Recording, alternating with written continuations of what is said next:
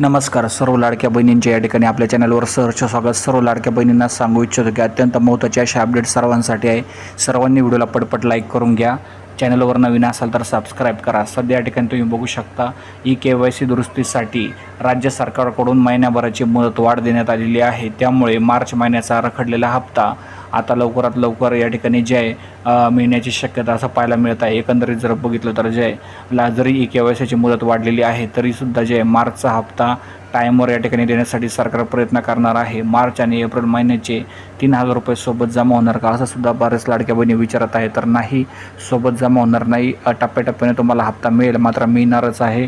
त्यामुळे खोट्या बातम्यांपासून सावध राहा. रिपोर्ट्स करून जर बघितलं तर जे आहे सूत्रांकडून जर बघितलं तर मार्च महिन्यातील हप्त्याची लवकरच घोषणा केली जाऊ शकते.